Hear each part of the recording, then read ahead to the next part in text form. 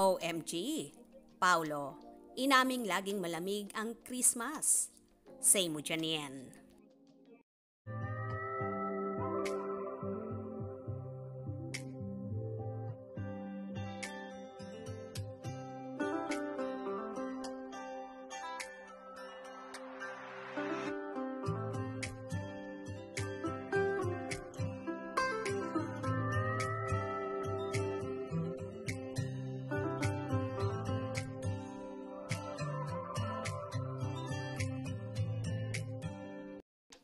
OMG, OMG, OMG talaga. Marami na naman tuloy ang nagulantang sa mga naging kasagutan ng isa sa bida ng seryeng linlang na si Paulo Avellino. Na-corner nga siya ng entertainment press pagkatapos nga ng naging Thanksgiving MediaCon ng linlang. Natanong nga ang aktor tungkol sa rumored kasintahan niyang si Janine Gutierrez, kung saan todo iwas si Paulo at tumalikod pa. Hindi nga sinagot ng aktor ang tanong, kaya talagang sobrang naging malabo tuloy ang tungkol sa kanila ni Nini. Update naman sa iyong halagayan ng iyong Naku, ano na yung magdala? ano lang yan? Paulo, pause! Ano lang feeling? Natanong din si Paulo kung magiging malamig ba ang Christmas niya or mainit. At agad-agad naman niyang sinagot na palagi namang malamig ang Christmas ko kasi palagi akong nasa malamig kung saan ako lumaki at sinilang na ang tinutukoy ay ang Baguio City.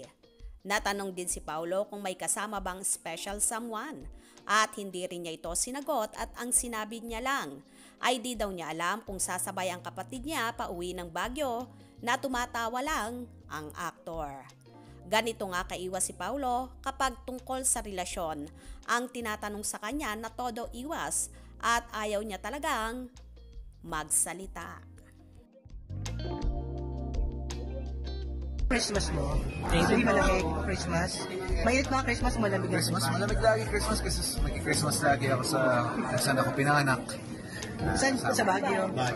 So, uwi ka sa Baguio this Christmas? Lagi naman. Pero yung Special someone? sa ngayon ba meron pa o wala?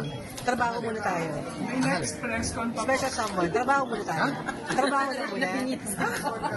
Okay na po. Gusto malaman ng mga fans, syempre. Kaya naman, nakakalungkot na tila ba hindi niya ipinagmamalaki at di siya proud kay Nini na palagi na lang niyang itinatago. Ang tanong, sa palagay niyo ba sila pa or hiwalay ng tuluyan ang paunin?